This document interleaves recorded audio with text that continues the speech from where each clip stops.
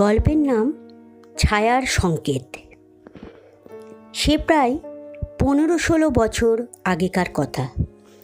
আমি একবার কিভাবে প্রাণে বেঁচে গিয়েছিলাম সে কথা ভাবলে আজও ভয়ে শিউরে উঠি। তখন ঠাকুরপুকুরে একটা বাসা ভাড়া করে একাই থাকতাম। আরও 5 মাইল পর বনগ্রাম ছিল আমার ক্যাম্প অফিস। ওই পথে সন্ধ্যার পর লোকজন খুব একটা চলাফেরা করতো না। বাস গাড়ি খুব কম যাতায়াত করত। অনেক সময় গাড়ি না পেলে হেঁটেই যেতে হতো অফিসে।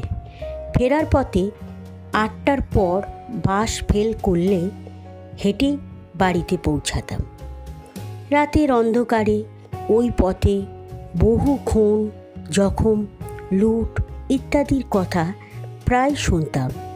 যে বাড়িতে ছিলাম সেখানে এক বৃদ্ধাকে মাসিমা বলে ডাকতাম। তিনি প্রায় বলতেন, তো ভালো নয়, তুই একা থাক, কে জানে কি হবে, দিনকাল ভালো নয়। আমি কদাচিৎ ক্যাম্পে থাকলেও প্রকৃত ক্যাম্পে রাত কাটাতে আমার অস্বস্তি বোধ হতো। তাই গাড়ি ফেল করলে হেঁটেই বাড়ি ফিরতাম। এমনই একদিন, সেদিন ছিল শনিবার। রাত 8টায় গাড়ি ফেল করে ওই পথে হাঁটা শুরু করলাম। প্রতিদিন সঙ্গে 2-1 পাই, কিন্তু ওই দিন একটাও সঙ্গী না পেয়ে একাই ওই পথ দিয়ে হাঁটতে শুরু করলাম। সেদিন আকাশ মেঘাচ্ছন্নই ছিল। ভাবনা হচ্ছিল বৃষ্টিতে যেন ভিজতে না হয়, তাই খুব দ্রুতই হাঁটছিলাম। সেদিন একটু ভয়ও লাগছিল। রাস্তায় বা দূরে কোনো আলোর চিহ্ন দেখতে পাচ্ছিলাম না। অন্ধকারে একরকম অন্ধের মতোই হাঁটছিলাম। প্রায় 15 মিনিট হাঁটার পর একটা ঠান্ডা হাওয়ায় গাটা শিরশির করে উঠল।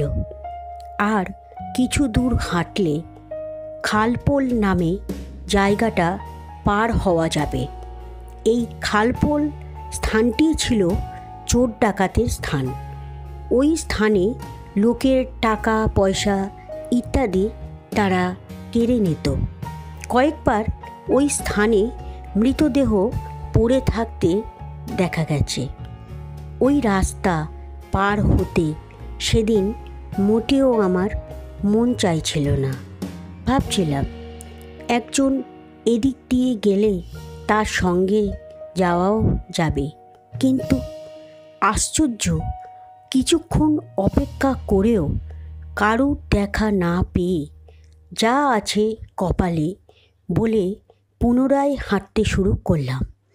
হঠাৎ অন্ধকারে একটা কালো ছায়া আমার কাছে ছুটে এলো। আমি কিছু বলার আগেই ওই ছায়া আমার কানে ফিসফিস করে বলল, বিশে, তুই শিল্পী ক্যাম্পে পালিয়ে যা, এদিকে আর এগোস না।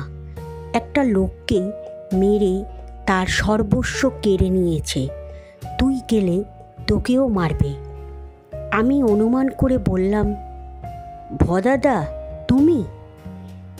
তুই পালা শিগগির, ওরা তোকে দেখে এদিকেই আসছে। আর ছায়াটাকে দেখতে পেলাম না। সত্যি মনে হলো দূরে কিছু লোক ছুটে আসছে। প্রায় আধ ঘন্টার পথ অতিক্রম করেছিলাম। কিভাবে দৌড়ে অত রাস্তা পার হয়ে ক্যাম্প অফিসে ফিরে গিয়েছিলাম তা ভগবানই জানেন। পরদিন সকালে বাড়ি ফিরে শুনলাম মাসিমা বলল, বুঝলে বিশ্বনাথ, ভদাকে কাল রাতে খালপোলের ধার থেকে মরা অবস্থায় পাওয়া গেছে। কথাটা শুনতেই বুকের ভেতর ছ্যাঁত করে উঠল। ভদাদা আমার অন্তরঙ্গ ছিল। আমার বাড়ি থেকে বেশ কিছু দূরে তাদের বাড়ি ছিল। সন্ধেয় মাঝের মধ্যে আমার ঘরে এসে আড্ডা জমাতো। তার সঙ্গে যাত্রা, নাটক ইত্যাদি প্রায় দেখতাম। কথাটা বলতে যাচ্ছিলাম যে, মাসিমা, কাল রাতে আমিও ওই পথে আসছিলাম। কে যেন আমার কানে ফিস ফিস করে ক্যাম্পে ফিরে যেতে বলেছিল। তার স্বরটা ভদাদারই মতো। তার সংকেতে ক্যাম্পে ফিরে না গেলে আমাকেও মৃত অবস্থায় পড়ে থাকতে হতো। টাকা পয়সা খুব একটা না থাকলেও সোনার আংটি ও রিস্ট ওয়াচটা তো ছিল। কথাটা বললে মাসিমা বিশ্বাস করুক বা না করুক, তিনি আমাকে নিয়ে আরও চিন্তায় পড়বেন, তাই বললাম না। এর কিছুদিন পর আমি বদলি নিয়ে কলকাতায় চলে এসেছি।